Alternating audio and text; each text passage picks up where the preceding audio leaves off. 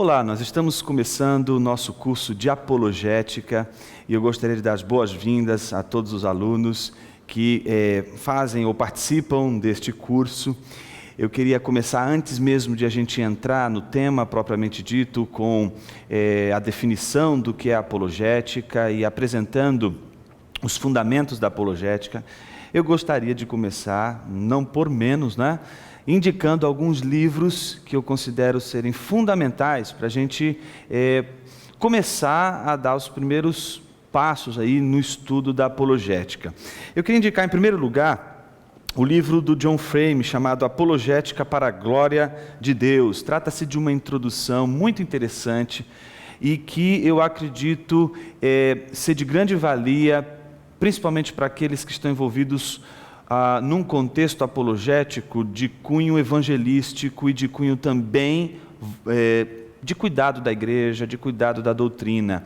Esse livro do John Frame parte de uma ideia da apologética que no decorrer do curso nós vamos defender como sendo o método apologético mais adequado para aqueles que, de alguma forma, tentam sempre equacionar a defesa da fé, tanto dentro do contexto da igreja como no contexto público.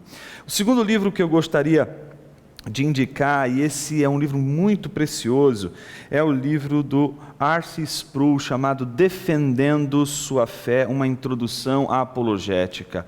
É um dos livros introdutórios ao estudo da apologética mais claros que a gente tem no nosso contexto português, de língua portuguesa, e ao mesmo tempo com um grau de erudição muito, mas muito bem apresentado, elaborado. Então eu gostaria de indicar também com bastante ênfase essa introdução à apologética do Dr. Sproul, chamada Defendendo Sua Fé, uma introdução à apologética. E por último, eu gostaria também de indicar o livro do William Lane Craig, talvez um dos mais conhecidos apologistas do nosso tempo, da nossa época, e tem feito um trabalho muito interessante, principalmente na esfera pública. Uma das dimensões da apologética, nesse contexto de evangelização e de debate com, por exemplo, neo-ateístas, o contexto secularizado, enfim.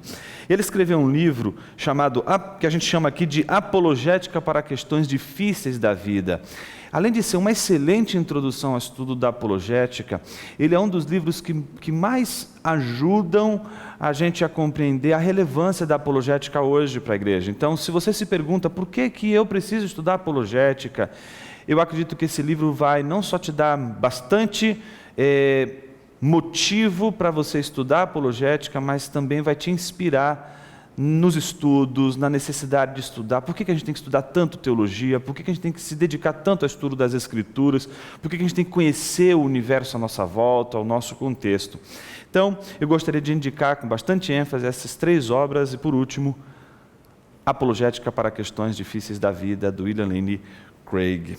Feitas essas considerações iniciais, eu gostaria de começar o nosso curso definindo, obviamente, apologética.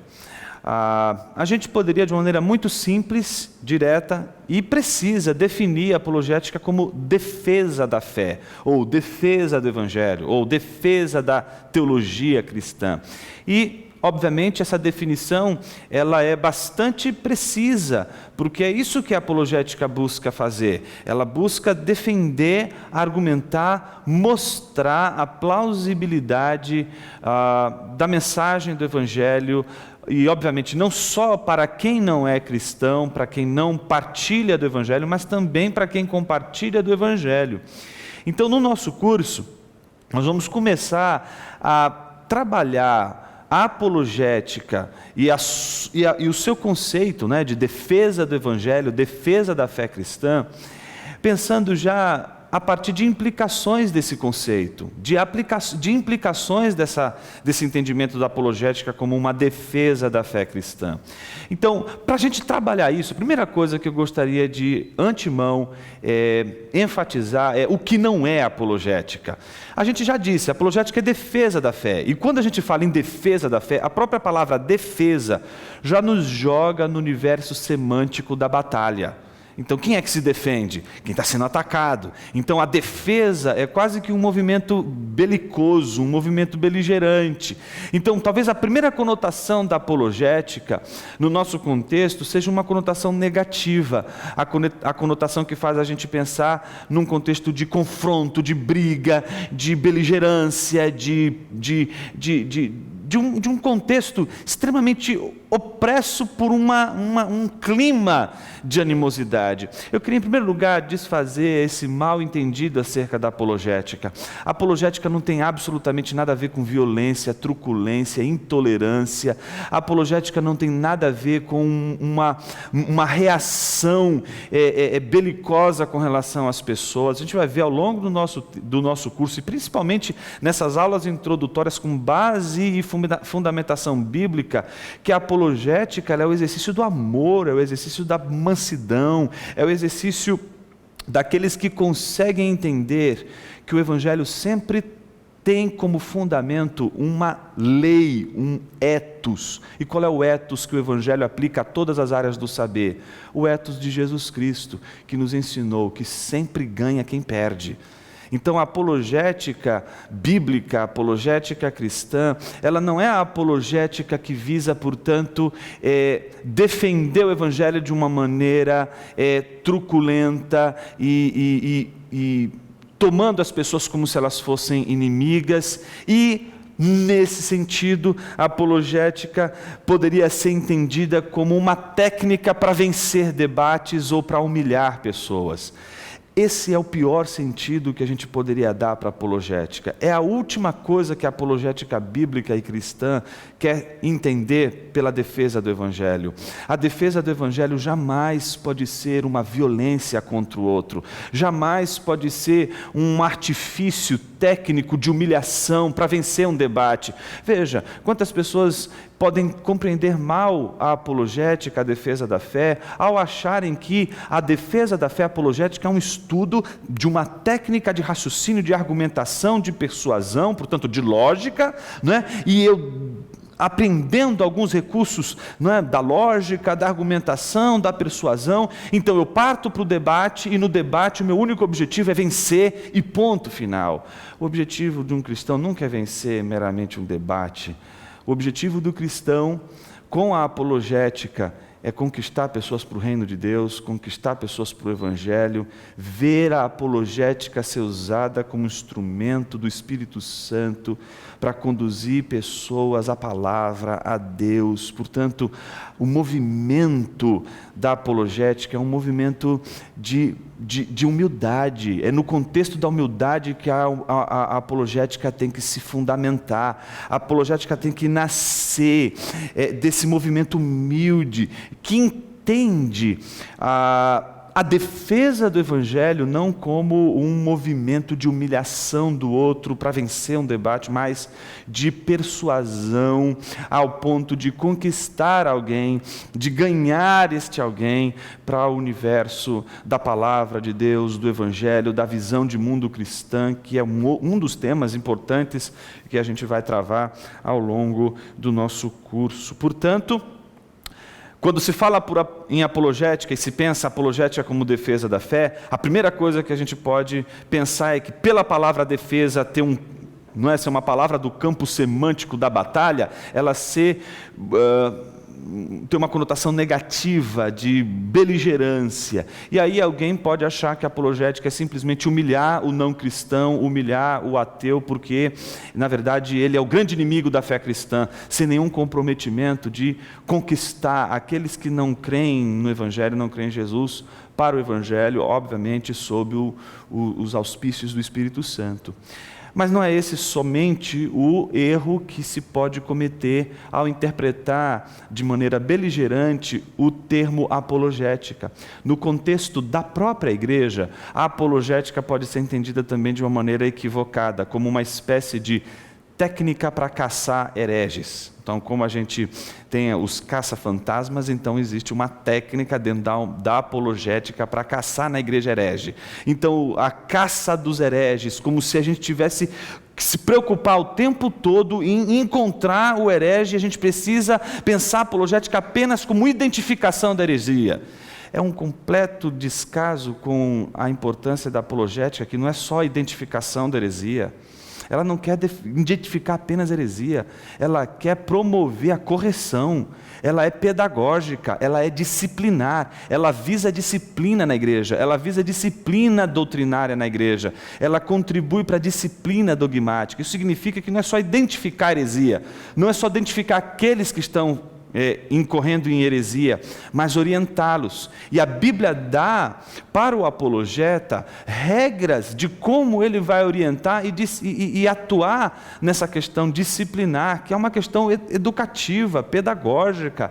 Então o apologeta não é só aquele que identifica herege e simplesmente vai lá para identificar sem nenhum comprometimento pedagógico, sem nenhum comprometimento de, nas tentativas, não é? Conquistar a pessoa que está ingressando num caminho equivocado com relação ao Evangelho e trazê-la novamente para a ortodoxia, trazê-la novamente para a reta doutrina, para a doutrina correta do Evangelho e, portanto, para um contexto de verdade evangélica. Então, com esse sentido, a gente quer identificar a apologética de uma maneira distinta daqui, de uma maneira muito simplista ela poderia ser considerada. Então a apologética para a gente não vai ter essa conotação beligerante, mesmo porque ela vai ter uma conotação de contribuição, ela é apenas um instrumento para contribuir com o trabalho teológico, o trabalho do pastor, o trabalho do teólogo no serviço da igreja. Então a apologética, ela não é um fim em si mesmo, ela não está ali simplesmente para existir por si mesma, como se fosse apenas um movimento de compreensão de questões difíceis, para que no final das contas você possa dizer, olha como eu sou inteligente, olha como eu sou sábio, eu sei questões difíceis sobre teologia. Não, não é isso a apologética. A apologética não vai lidar com esse tipo de a apologética bíblica não vai considerar esse tipo de atitude como sendo adequada como atitude de um apologista. Então, entendendo a apologética como defesa, a gente precisa, em primeiro lugar, purificar essa palavra, defesa da fé, desse movimento beligerante e mais agressivo, e entender que ela tem uma agressividade, mas essa agressividade da apologética tem muito mais a ver com a ofensa do Evangelho do que a virulência daquele que ensina o Evangelho. Aquele que ensina o Evangelho, ele tem que ser manso, ele tem que ser humilde, ele tem que ser conforme as Escrituras nos ensinam, porque o próprio Evangelho já é ofensivo. A própria fé cristã já ofende. A gente não precisa usar nenhum mecanismo para ofender as pessoas. Aliás, a gente não tem que ofender absolutamente ninguém, porque a única coisa que deve ofender as pessoas é o próprio Evangelho. E o Evangelho, ele tem o fundamento suficiente para ofender o homem nos seus princípios de autonomia de razão, como se a sua razão fosse suficiente para lidar com todas as questões da vida. O Evangelho é suficiente para ofender as pessoas com relação às questões éticas e morais. O Evangelho é suficiente para ofender as pessoas com relação às suas crenças tomadas como verdadeiras, mas que no fundo, ao serem analisadas, elas não fazem sentido, elas não são, portanto, verdadeiras e não poderiam ser verdadeiras porque negam verdades últimas, não só trabalhadas na Escritura, mas verificadas na natureza, no universo à nossa volta. Então, essa questão de o Evangelho já ser um meio pelo qual as pessoas serão de alguma forma confrontadas, é a primeira coisa que a gente precisa ter em mente. Eu gosto muito de uma frase dita por Charles Spurgeon, quando ele compara o Evangelho com um leão, ou seja, não foi só C.S. Lewis que comparou Cristo ao leão, ao Evangelho, mesmo porque isso é uma analogia bíblica, não é? Mas o Spurgeon também, ele diz assim que o Evangelho, ele está enjaulado por conta do nosso contexto moderno, o mundo que a gente vive. A tarefa, então, do apologista seria qual, segundo o Spurgeon? Não seria outra senão abrir a jaula do leão. É libertar o leão e deixar que o leão faça o seu trabalho. Não é trabalho do apologeta, portanto, ser o leão, é o trabalho do apologeta trazer o leão à baila. E o leão, ele tem essa característica selvagem, ele tem essa característica que é diferente de um gatinho. O gatinho é domesticado, o gatinho você pode colocar ele num condicionamento, o leão ele é de uma outra ordem. Então, entendendo essa metáfora nesses termos, o que a gente está dizendo, e lembrando com Spurgeon, que o Evangelho por si só, ele já tem essa força de contrapor as ideias dos homens, não importam quais sejam as culturas e sociedades e contextos e épocas. Uma outra frase interessante é de Lutero. O próprio Lutero dizia o seguinte: todas as vezes que o Evangelho for pregado, sem absolutamente nenhum adereço, ele vai engendrar o conflito, ele vai ofender. Então você não precisa se preocupar com o fato de que o Evangelho precisa desconstruir os universos à nossa volta. Ele vai fazer isso, desde que ele seja apresentado com pureza. E é isso que o apologeta precisa acreditar, que o Evangelho faz o seu trabalho, quando ele é ensinado corretamente, quando ele é ensinado conforme as Escrituras, e para isso é necessário que o próprio apologeta ele tenha em sua mente a necessidade da conversão, da visão de mundo transformada pela Bíblia, que faz com que a gente tenha uma visão de mundo cristã, capaz, portanto, de ensinar o Evangelho com uma visão também cristã, porque alguém pode, no final das contas, tentar defender o Evangelho e ela não se percebeu ainda que a sua própria mentalidade não é evangélica, a sua mentalidade não é bíblica, a sua mentalidade não é cristã. E aí a gente não consegue encontrar essa linha que separa a nossa maneira de abordar o Evangelho e o Evangelho que precisa ser anunciado, precisa de alguma forma chegar até a pessoa que é objetivo último da apologética. Bom, depois desse preâmbulo sobre o nome apologética e a definição de apologética como defesa da fé cristã, a gente já pode dar mais um passo importante na nossa aula de hoje. E que passo é esse que a gente vai dar? Esse passo diz respeito a dois movimentos, preste bem atenção, dois movimentos da apologética no contexto bíblico. E a gente vai analisar isso a partir de alguns textos bíblicos que mostram, que evidenciam essas duas dinâmicas da apologética. Não é? Uma dinâmica da apologética é aquela que a gente vai chamar de apologética pastoral. Uma outra dinâmica da apologética, portanto a segunda, é aquela que a gente vai chamar de apologética pública. Então uma é a pastoral e a outra é a pública. Com isso você já deve ter em mente que se tratam de duas categorias, de duas tarefas importantes de um apologista que segue a Bíblia e que toma a Bíblia como padrão. Então, o apologeta que toma a Bíblia como padrão, ele vai ter, portanto, duas tarefas importantíssimas. Uma é uma tarefa pastoral e a outra é uma tarefa de cunho público. O que a gente está querendo dizer com isso? Que uma tarefa é voltada para a igreja, a outra tarefa é voltada para a esfera pública. A que é voltada para a igreja, nós chamamos de apologética pastoral, porque nós entendemos que, nesse caso, a apologética é uma das ferramentas mais importantes do ministério pastoral. Em outras palavras, o que eu estou querendo dizer? É aquela ideia de que o pastor, ele vai cuidar das ovelhinhas, do sentido de escovar as ovelhas. Até hoje eu quero entender esse negócio que eu não entendi. Esse negócio de que a missão do pastor é escovar a ovelha. A ovelha está lá, o pastor é que escova a ovelha.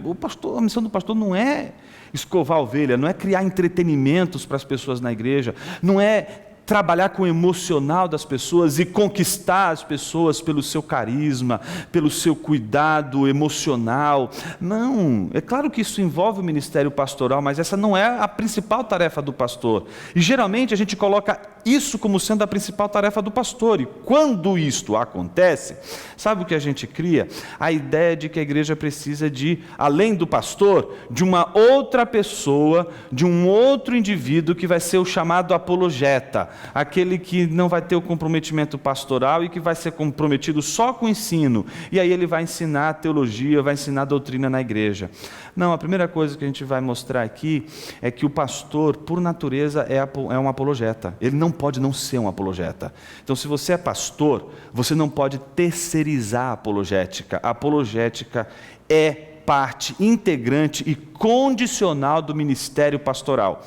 Não adianta nada eu falar isso sem provar. E o que a gente vai fazer é isso, mostrar para você que do ponto de vista bíblico, o pastor, já por natureza pastoral, da sua função pastoral, já exige a apologética como uma condição sine qua non. Você percebeu a radicalidade disso?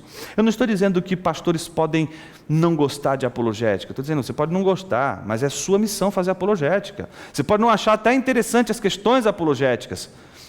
Mas me desculpa, o texto bíblico exige que o pastor seja um apologeta, e é isso que a gente vai mostrar num primeiro momento. Em contraponto, há uma segunda tarefa do apologeta, e essa segunda tarefa, não é necessário que o apologeta seja, portanto, um pastor.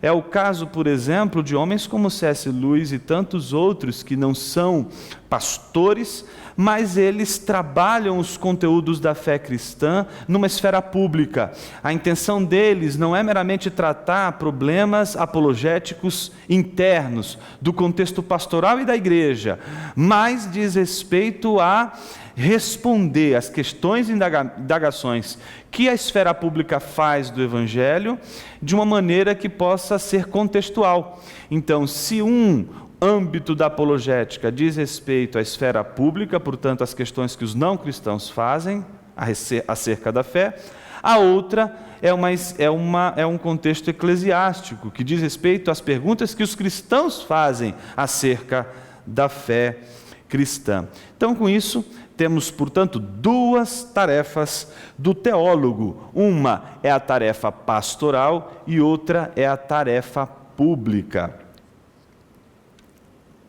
A tarefa pastoral é aquela que diz respeito à igreja, ao contexto da igreja, dos cristãos.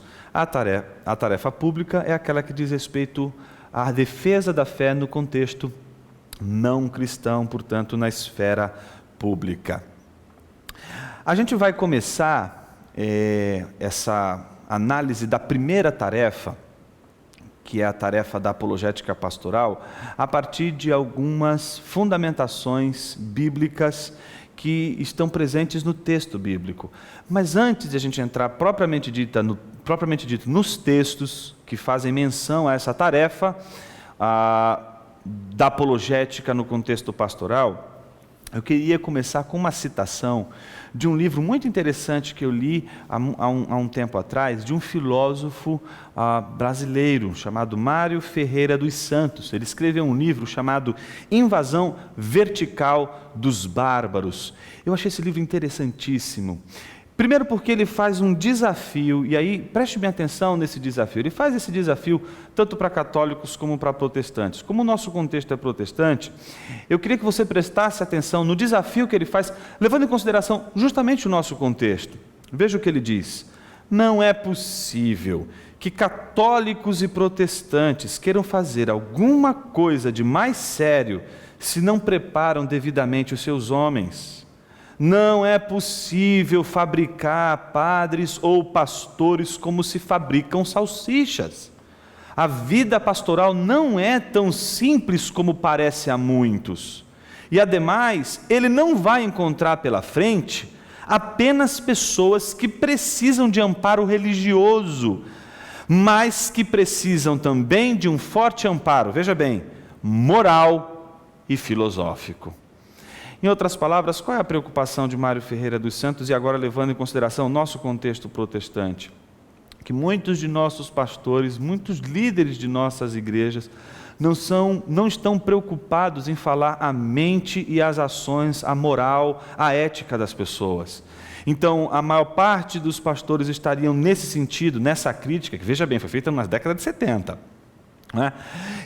É apontar essa inclinação do ministério pastoral para as mensagens de cunho terapêutico ou de autoajuda. Nada contra o termo terapêutico ou com a busca de um princípio terapêutico no contexto da igreja. Isso é absolutamente comum, o evangelho é terapêutico. Mas eu estou usando essa palavra no sentido negativo mesmo, no sentido irônico e também pejorativo, melhor dizendo. Eu estou chamando a atenção para as mensagens que se reduzem apenas à autoajuda e que lidam apenas com questões emocionais, que trabalham apenas com a emoção das pessoas, que trabalham apenas com a motivação das pessoas. Mas as pessoas, elas não são constituídas apenas de necessidades motivacionais ou emocionais. Elas também têm questões de ordem ética, elas querem saber o que é o certo e errado, e elas buscam fundamentos para o certo e para o errado. As pessoas também têm necessidades de ordem intelectual, elas querem saber a razão de ser das coisas, elas têm questões importantes com relação à vida. Me lembro de uns 10, 15 anos atrás, o Carson, acho que se não me falha a memória, a primeira vez que ele esteve presente no Brasil, e ele fez uma exposição lá na Igreja Batista da Vila Mariana, em duas partes. Em parte da manhã, ele se dedicava a trabalhar as questões relacionadas à apologética no contexto contemporâneo, pós-moderno. Na época se usava bastante essa expressão, esse termo pós-moderno. E à noite ele fez exposições na Epístola de 1 Pedro.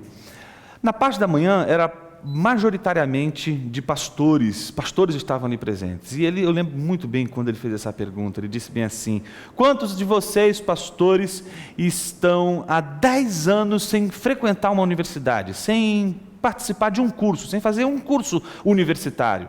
A maior parte levantou as mãos. Ele disse exatamente assim: eu tenho pena dos jovens da igreja de vocês. Aquilo chocou a plateia. Por quê? Ele continua dizendo: vocês não sabem quais são as questões que eles estão se debatendo na universidade. Eles não precisam apenas de apoio emocional, eles precisam de respostas para as perguntas intelectuais que a universidade desafia-os, que a universidade, inclusive, acaba sendo motivo e razão para que muitos enfraqueçam, percam as suas esperanças no Evangelho e se desmotivem com relação ao estudo das Escrituras e acabem por viver uma vida esquizofrênica. De sábado e domingo eles são cristãos, mas de segunda a sexta, porque eles estudam biologia e não conseguiram encontrar respostas e orientação teológica e apologética suficiente, eles se tornam ateus pragmáticos. E aí, nas teorias, eles têm uma mentalidade pagã, ou às vezes até teísta, porque não têm recebido uma provisão intelectual no sentido pastoral, ou seja, pastores precisam também cuidar da mente dos seus universitários, do contexto intelectual de sua igreja. Pessoas também têm dúvidas, questões intelectuais, tem também questões morais que precisam ser tratadas. E a apologética nesse contexto pastoral, ela vai favorecer muito a questão moral, a questão intelectual.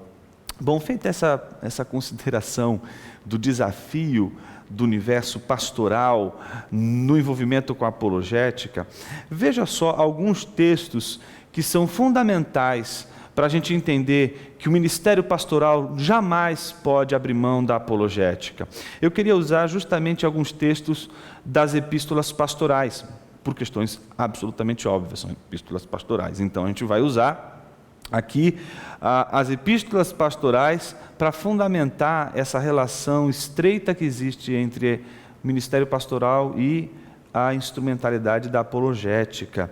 Então, a gente vai se basear no fato de que não é uma questão facultativa para o pastor a aptidão para ensinar, pelo contrário, é aquilo que a gente chama de condição sem a qual, a famosa conditio sine qua non, a condição sem a qual o pastor não exerce o ministério pastoral, que é, portanto, a aptidão para ensinar. Por que a Bíblia diz que o pastor, aquele que deve pregar a palavra, ele deve se preocupar com a reta doutrina, bem como, veja bem, é necessário defendê-la das heresias? E aí, a palavra defender já diz muito para você que já, desde o início da nossa aula, percebeu que defendemos uma definição de apologética como defesa. Então o pastor, ele prega a palavra, ensina a palavra, e ele é apto para ensinar, mas ele também é apto para defender o evangelho contra as heresias. E nesse sentido, a apologética no contexto pastoral, ela atua como preservação do evangelho contra o falso ensino, ou contra o ensino equivocado das Escrituras.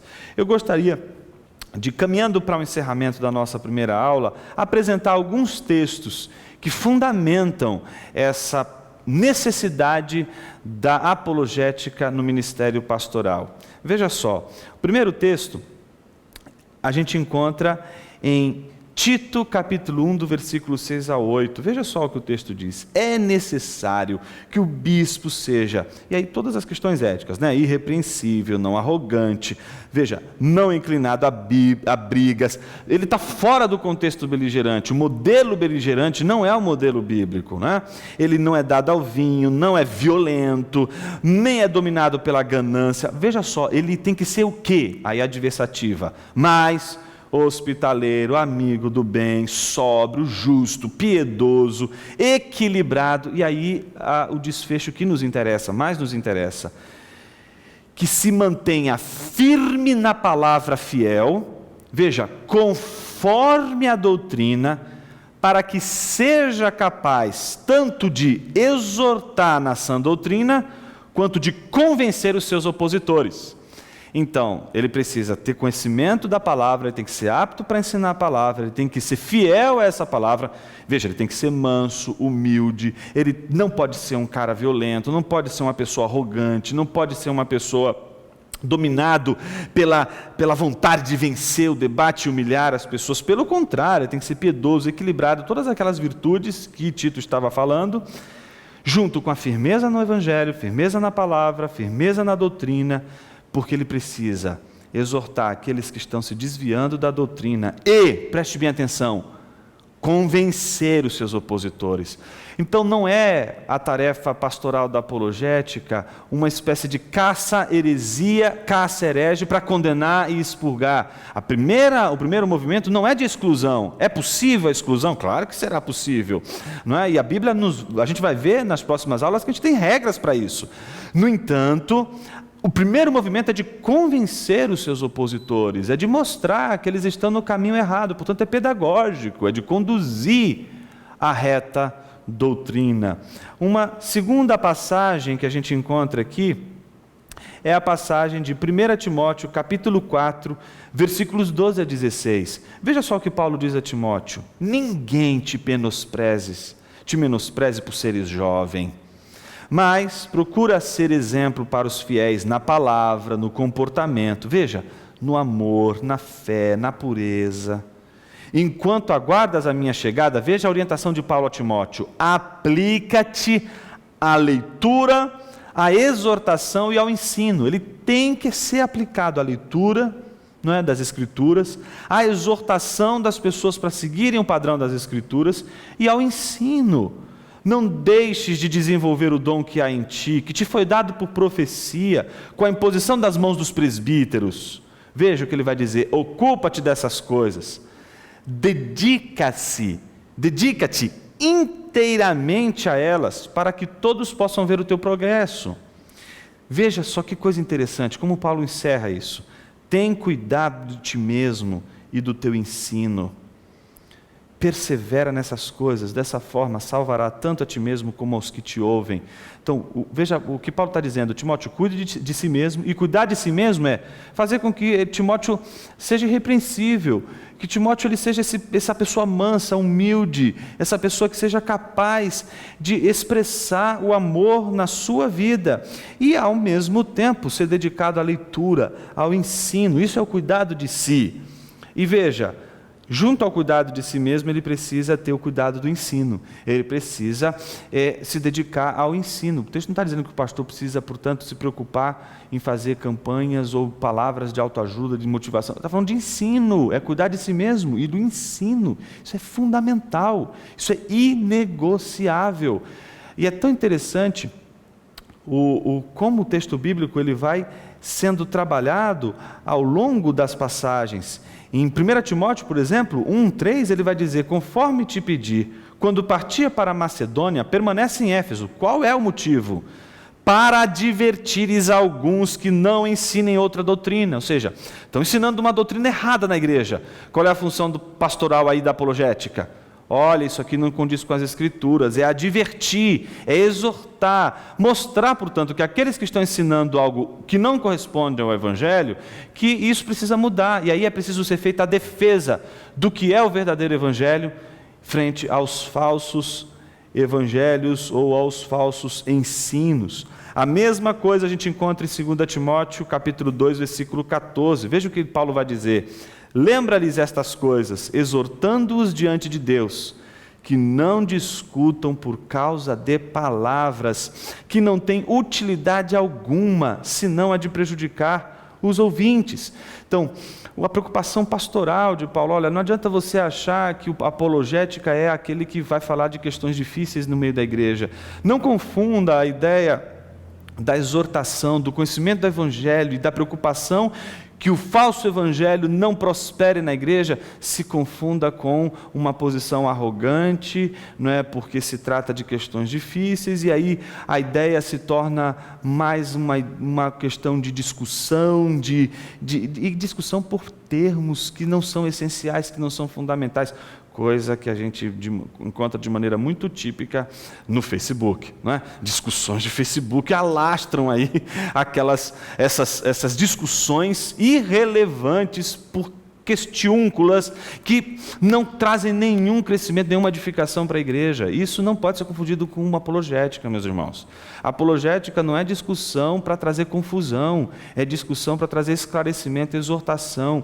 E por isso eu acredito, isso para mim tem sido um grande critério para distinguir as verdadeiras e boas apologéticas, é a clareza.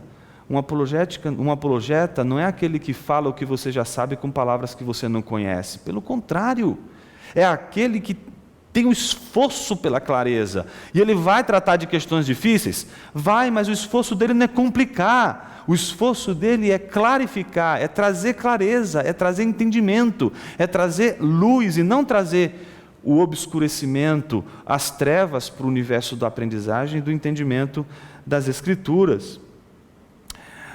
Para encerrar, 2 Timóteo, capítulo 4, versículo 1 ao 4, Paulo diz: conjuro-te diante de Deus e de Cristo Jesus, isso se dirigindo a Timóteo, que há de julgar vivos e mortos pela vinda e pelo seu reino. Prega a palavra, insta, quer seja oportuno ou não, admoesta, repreende e exorta, veja, com toda a paciência, mas doutrina. Porque chegará o tempo em que não suportarão a sã doutrina, mas desejando muito ouvir coisas agradáveis, ajuntarão para si mestres segundo seus próprios desejos, e não só desviarão os ouvidos da verdade, mas se voltarão para as fábulas. Por que Paulo está preocupado com isso? Por que Paulo está tão preocupado com Timóteo, a fim de que Timóteo ele saiba bem o comprometimento dele? Timóteo, seu comprometimento não é se engajar na sociedade para ser um grande ativista político da sociedade, para fazer grandes campanhas, não é? de mobilização social contra uma série de coisas e desmandos ruins que acontecem na sociedade. O pastor pode até fazer isso. Não há nada de errado de um pastor se envolver numa campanha contra a corrupção ou numa campanha para a erradicação da pobreza, mas ele não pode fazer isso em detrimento da missão primordial do pastor ou do ministério pastoral, que é a pregação, o ensino, exortação, a admoestação com paciência, com doutrina, com conhecimento da doutrina. Isso é muito simples, a gente pode esquecer essa missão e acabar falando apenas aquilo que agradam as pessoas. Por que Paulo está tão preocupado com Timóteo? O que preocupa tanto Paulo com relação às heresias, os falsos ensinos dentro da igreja? Se você quer saber isso, então aguarde a nossa próxima aula.